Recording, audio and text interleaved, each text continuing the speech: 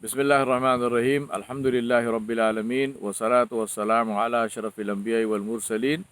Muhammadur Rasulullah sallallahu alayhi wa alihi wa sahbihi wa sallam. Tasliman kathiran kathira.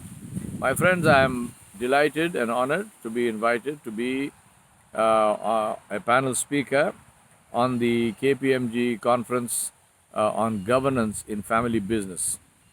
As you are aware, I have my book. There are actually two books of mine which I want to mention to you. One is called The Business of Family Business, and the other one is called An Entrepreneur's Diary. I think both of these have relevance to the topic. Governance, in my opinion, is probably the single most important element in the success of a business, family business or otherwise, after entrepreneurship. And that is why I want to put these two together, entrepreneurship and the issue of governance in family businesses. Governance can be and should be the driver for growth and cohesion. Two things together, growth and cohesion in family businesses. Not growth by itself. Growth that results in the breaking up of the family is not something that I consider to be good, even though the growth itself might look good, but growth must be with cohesion of the family and the family remaining together as one family. I want to begin by a quote of mine where I've said entrepreneurship is not about business. Entrepreneurship is about the willingness to take responsibility for your own life. So anybody in any situation, business or non-business, can be an entrepreneur if they choose to define themselves in that format. The single biggest differentiator when we are talking about governance is the willingness to take tough decisions with compassion. These are the two apparently paradoxical requirements to be able to take tough decisions but with compassion. The point of the tough decision is benefit for everybody. It is not to break hearts, it's not to prove how tough you are and so on. And the key to that is to prepare before time. We cannot take tough decisions, we cannot talk about cohesion when if we don't have systems to take care of that at the time of the conflict, at the time of stress. This has to be done beforehand. There are three critical forces that affect governance in family businesses. The first one is core values, the clarity and commitment to core values. Number two is succession planning, the work that is done in order to prepare worthy successors. And the third one is a conflict resolution framework. Three things. I submit to you that you must prepare for this because that day will come. Anyone who believes that their family is so cohesive and so friendly and so nice that they will never have conflicts is smoking something. I mean, they are not in touch with reality. Conflict is an element, it's a part of life, it will happen. The way to deal with conflict is to be prepared to deal with it in a way which is positive and which is beneficial for all concerned. So let's begin with the first one. Clarity about core values. Three things to be kept in mind. Number one is understanding of the core values, not just the terms.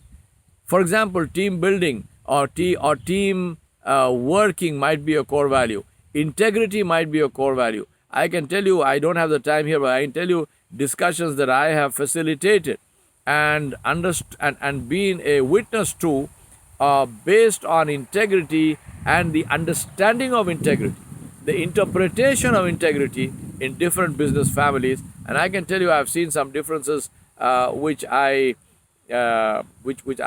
me completely amazed. So it's very important to understand. It's not just the word or the term. It is what is your understanding of that as a member of the family.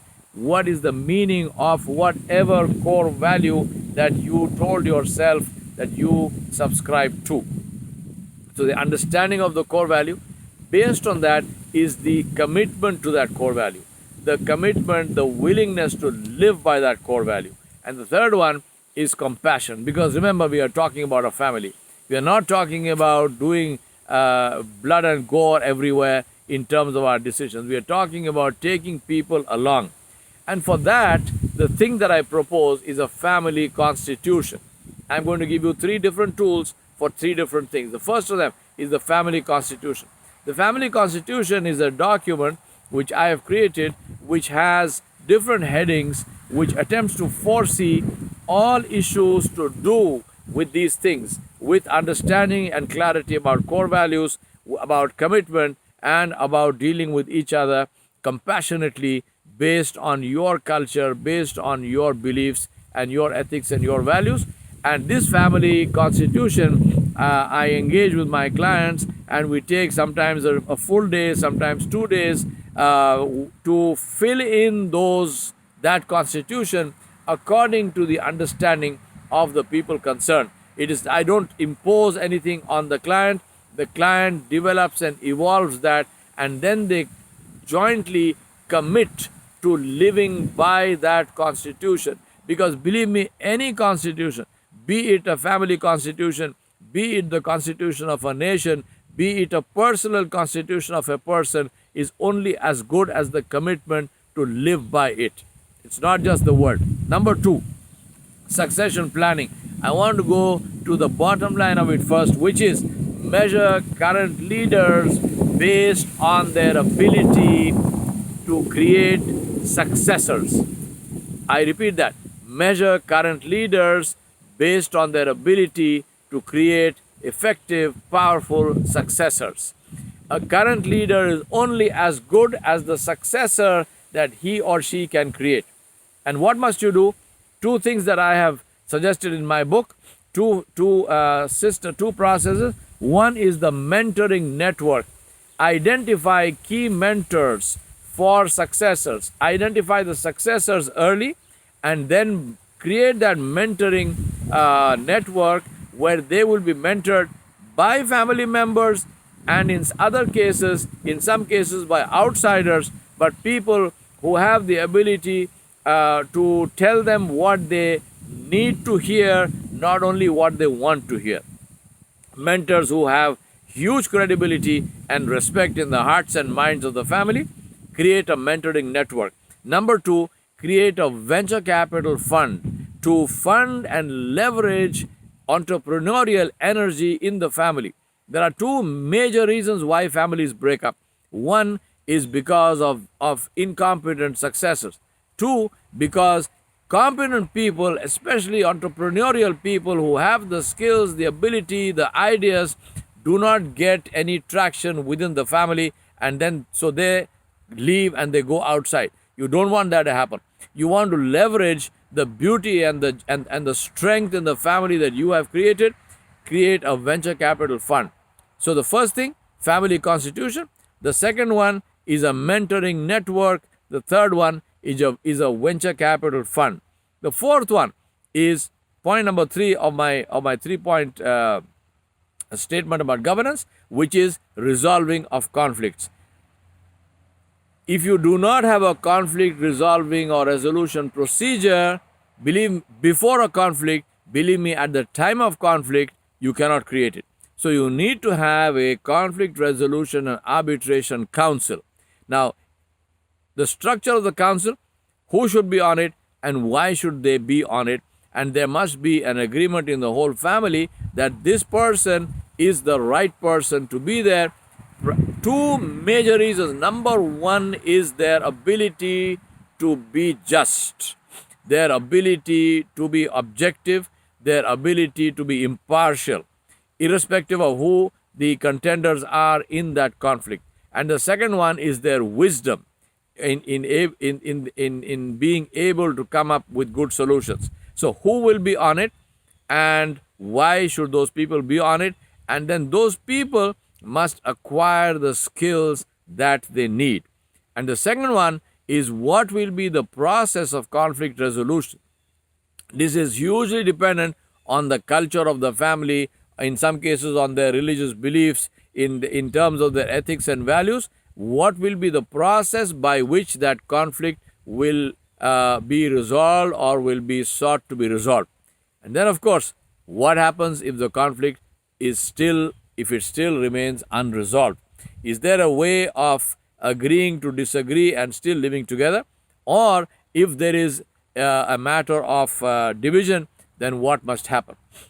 I call them my 4 C's, and I call them my 4 CTS, critical to survival 4 C's. Number 1, compassion. Number 2, communicate. Number 3, collaborate. And number 4, use conflict to build stronger, to dig deeper, and to prepare for a world where the stress might come from outside.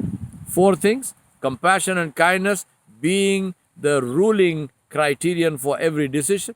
2, communicating, the ability to communicate. Believe me, this is not part of your genetic formula. It doesn't come with the genes. Has to be learned. Communicating ability. Number 3, the willingness to collaborate, especially with those you disagree with, especially with those with whom you have differences, especially those you may not like, but they are critical for your success because of the skills and abilities that they come with.